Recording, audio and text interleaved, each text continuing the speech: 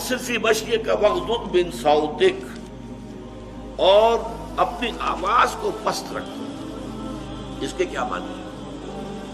آواز کا پست رکھنا ایک تو یہ کہ عام گفتگو میں بھی خام خواہ انسان زیادہ بلند آواز سے نہ بولے بلکہ دھیمے انداز میں گفتگو کی جائے، لیکن ایک خاص موقع ہوتا ہے، آپ کا کسی سے کوئی آرگومنٹ ہو رہا ہے، کوئی بحث ہے، کوئی حجت بازی ہو رہی ہے، اور جب آپ دیکھتے ہیں کہ آپ دلیل کے اعتبار سے کمزور پڑ گئے ہیں تو آپ اپنی آواز بلند کر دیتے ہیں، یعنی یہ کہ دلیل کے اندر جو کمی پڑ گئی ہے اسے کمپنسیٹ کرتے ہیں کہ آواز کا والیوم بڑھا دیا۔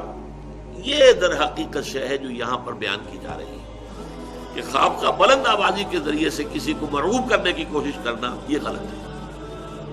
آپ جو ہے اپنی بات کے وزن کے اعتبار سے، وہ اگر عقلی اعتبار سے وزندار بات ہے تو اس سے منوائیے، اس کے دلیل کے اعتبار سے، ورنہ یہ ہے کہ ہر حال میں پست آواز رکھنا بھی اچھا نہیں ہے۔ بعض مواقع ایسے ہوتے ہیں، مثلا یہ کہ میں آپ کو حدیث سنا رہا ہوں کہ حضور صلی اللہ علیہ وسلم، ظاہر بات ہے کہ حضور کے طرز عمل کے بعد تو کسی چیز کو کوسچن نہیں کیا جا سکتا۔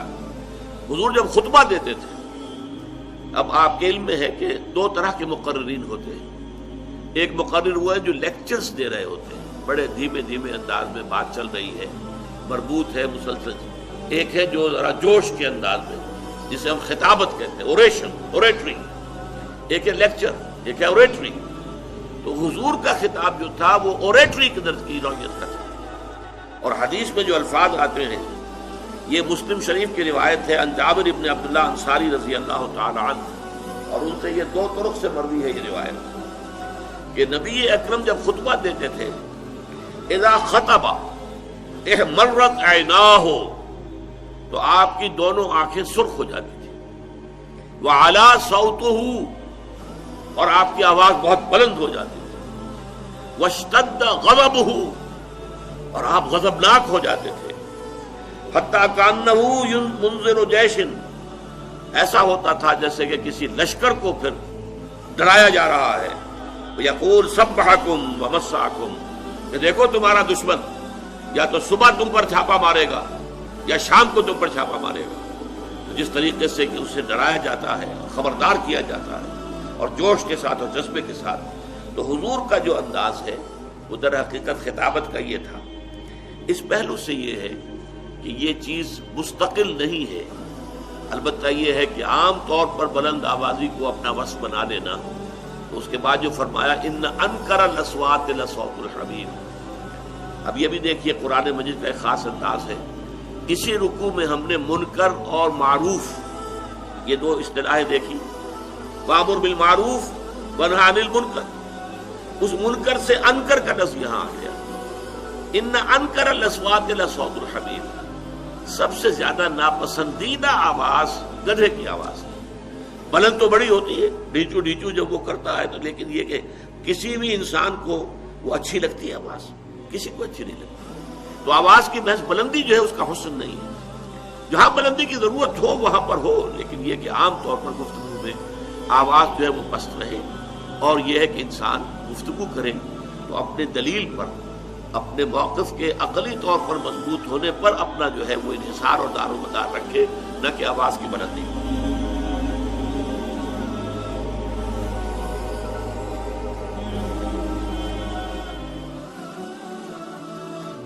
بہرحال اس وقت کا سارا عالم انسانی بشمول عالم اسلامی کے طاغوت کی گرفت میں ہے، اور یہ طاغوت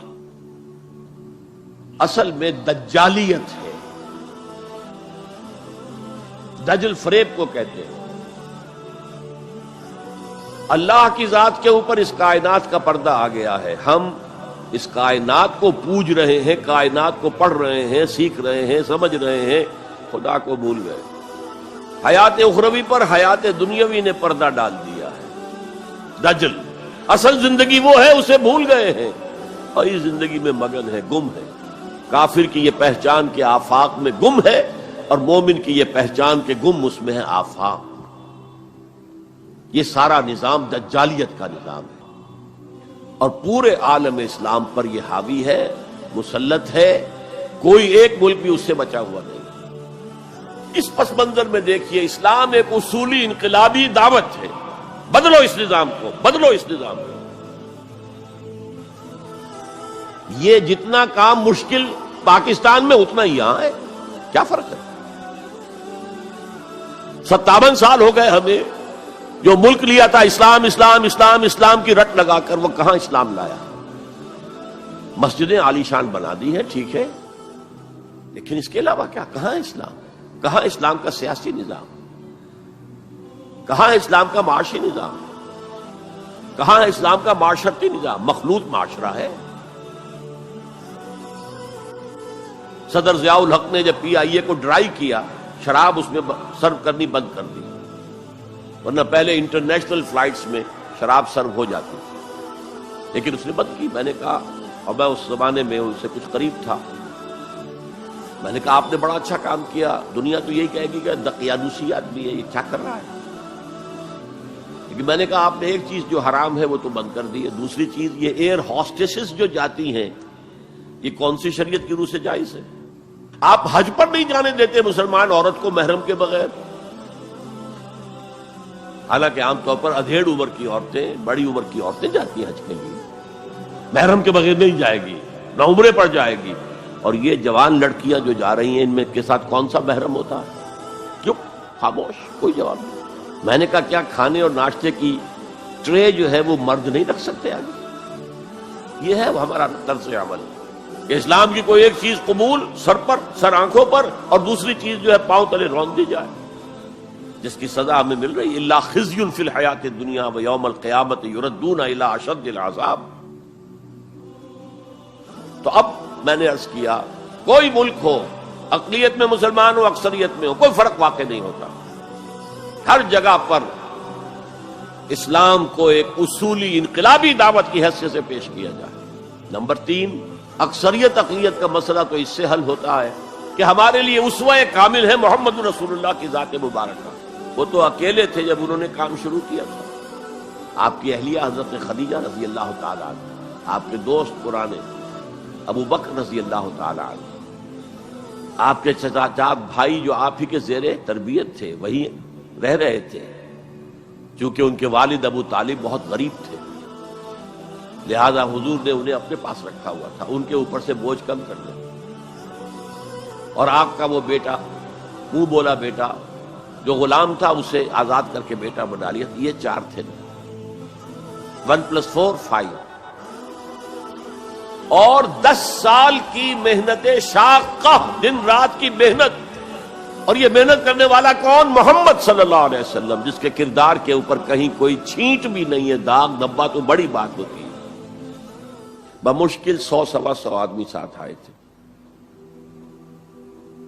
تو آپ اس اسوے پر چلے، آپ کو 100 بھی نہ ملے کوئی پرواہ نہیں، کیا جب کس وقت اللہ تعالیٰ دھارے کا رخ موڑ دے، لوگوں کی توجہ ہو جائے، لیکن اصول وہی ہو، دعوت وہی ہو، اور نمبر 3 میتھڈالوجی وہی ہو۔ Don't borrow the methodologies from the movements of this era. جمہوریت کے ذریعے سے کچھ ہو جائے اور کوئی دہشت گردی کے ذریعے سے کہیں اسلام آ جائے، these are not the methodologies of Muhammad sallallahu alaihi wasallam۔ خليل بالقرآن هو إمامنا على هداية الله آمتنا، كلام ربنا هدايتنا، عطاء جبريل على رسولنا۔